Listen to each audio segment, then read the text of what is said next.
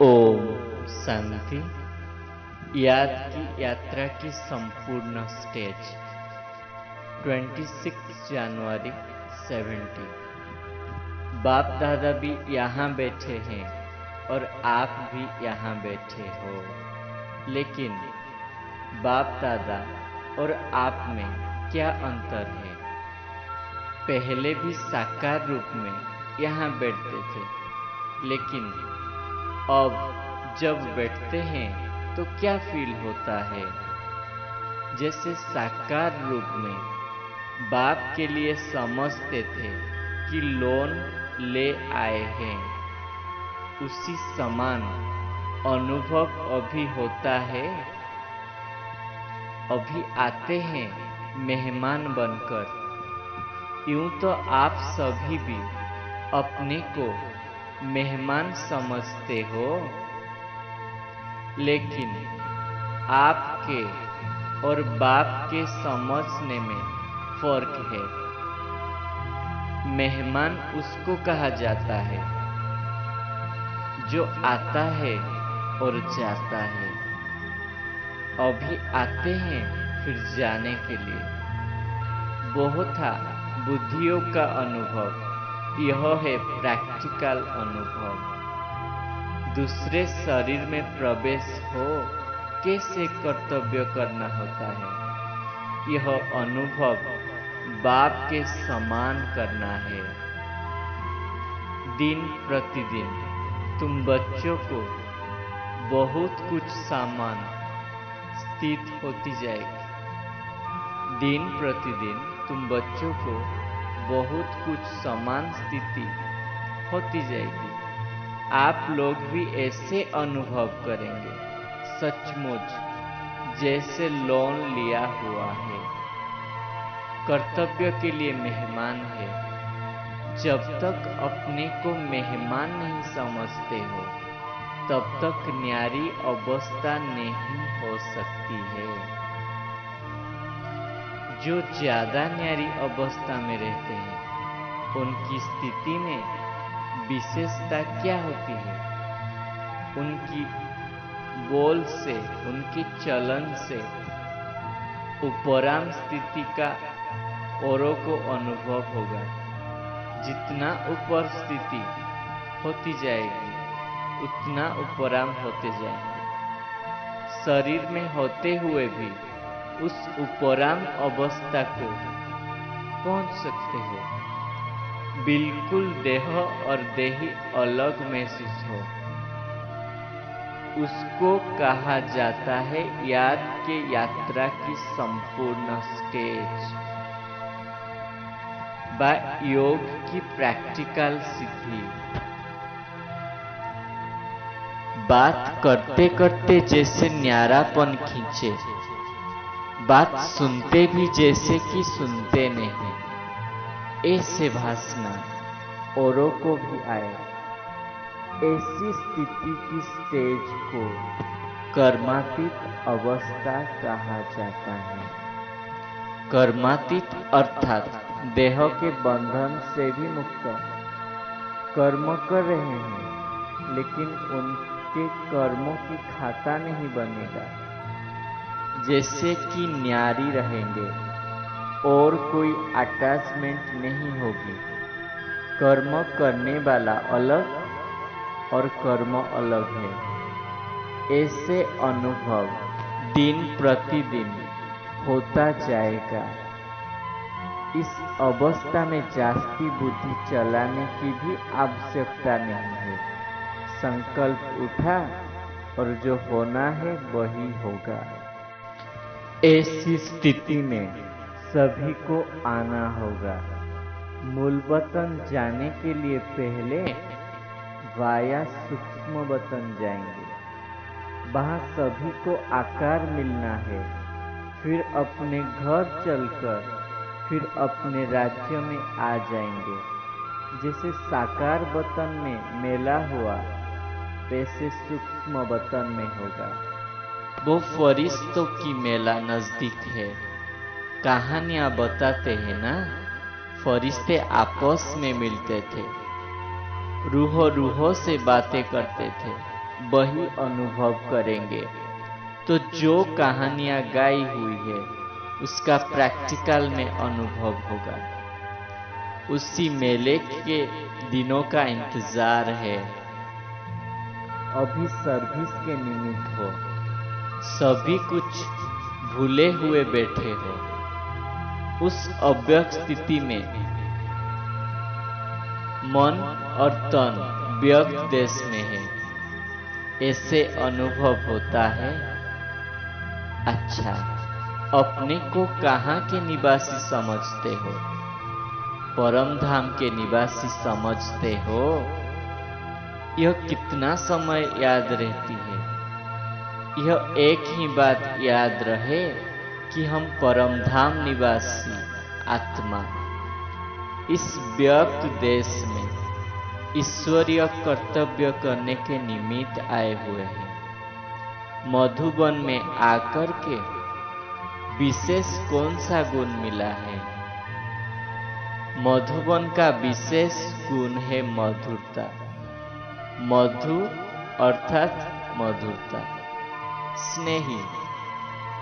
जितना स्नेही होंगे उतना बेहद का वैराग्य होगा। यह है मधुबन का अर्थ, अति स्नेही और इतना भी बेहद की वैराग्य बुद्धि। अगर मधुबन के विशेष गुण जीवन में धारण करके जाएं तो सहज ही संपूर्ण बन सकते हैं। फिर जो रूहानी टीचर्स बनना चाहिए तो नंबर 1 की टीचर बन सकते हैं, क्योंकि जैसे अपनी धारणा होगी वैसे औरों को अनुभव में ला सकेंगे। इन 2 गुणों की अपने में धारणा करनी है। मधुबन की लकीर से बाहर निकलने में पहले अपने में पूरी रीति भरकर जाना।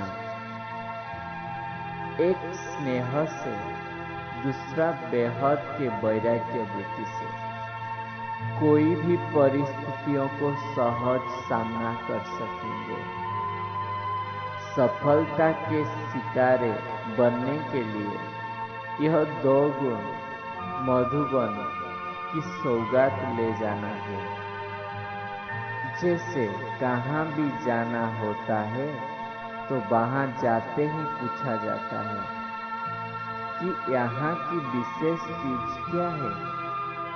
जो प्रसिद्ध विशेष चीज होती है वह जरूर साथ में ले जाते हैं। तो यहाँ मधुबन के 2 विशेष गुण अपने साथ ले जाना। जैसे स्थूल मधु ले जाते हो ना, वैसे यह सूक्ष्म मधुरता की मधु ले जाना। फिर सफलता ही सफलता है। असफलता आपके जीवन से मिट जाएगी। सफलता का सितारा अपने मस्तक में चमकते हुए देखेंगे। तुम सफलता के सितारे हो व पुरुषार्थ के सितारे हो, क्या समझते हो? सफलता के सितारे हो, जैसा लक्ष्य होता है वैसा ही लक्षण होता है। अगर अब तक यही सोचते रहेंगे कि हम पुरुषार्थी हैं, तो ऐसा समझने से कोई कोई छोटी छोटी गलतियां अपने को माफ कर देते हो।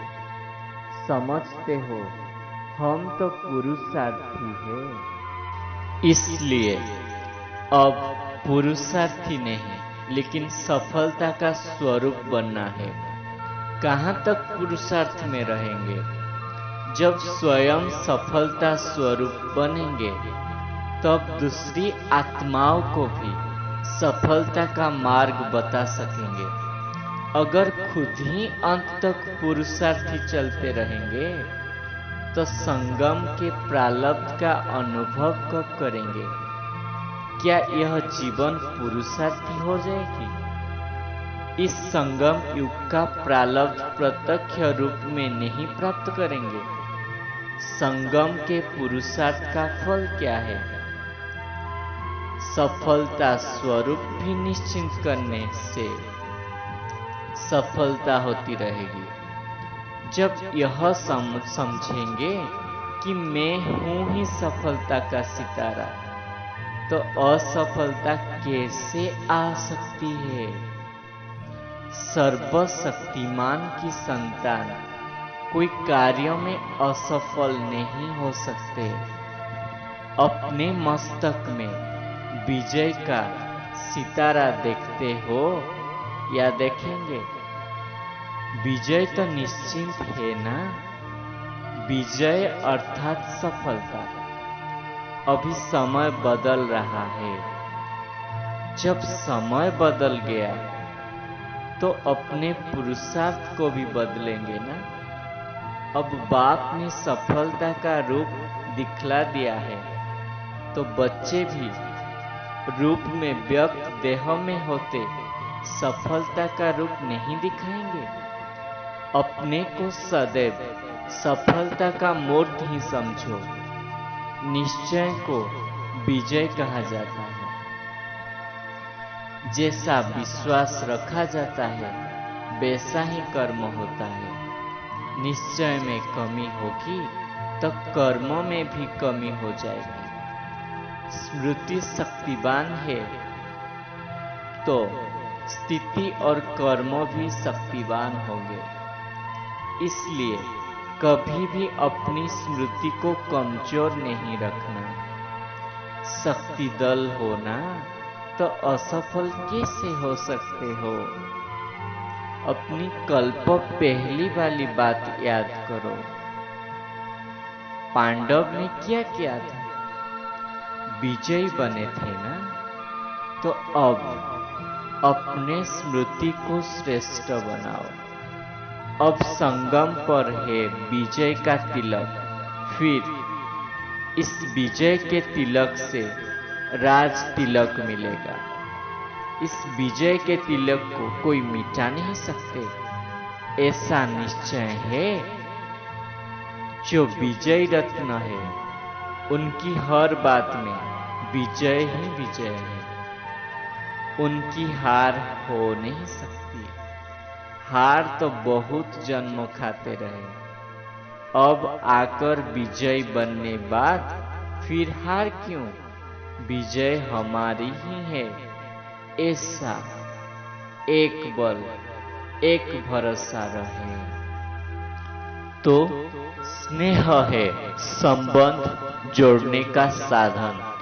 जैसे कपड़े सिलाई करने का साधन धागा होता है, वैसे ही भविष्य संबंध जोड़ने का साधन है स्नेही रूप की धागा। जैसे यहाँ जोड़ेंगे वैसे वहां जुटा हुआ मिलेगा। जोड़ने का समय और स्थान यह है।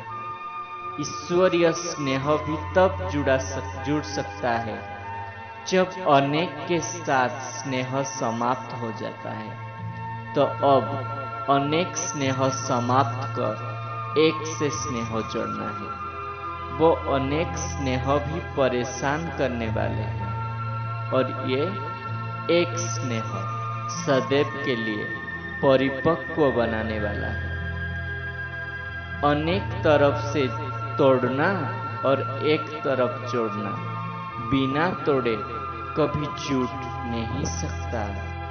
सभी तीव्र पुरुषार्थी हो व पुरुषार्थी हो, तीव्र पुरुषार्थी के मन के संकल्प में भी हार हो ही नहीं सकता। ऐसी स्थिति बनानी है जो संकल्प में भी माया से हार न हो। इसको कहा जाता है तीव्र पुरुषार्थी। वे संकल्प में पहले से ही मन को बिजी रखेंगे तो और संकल्प नहीं आएंगे।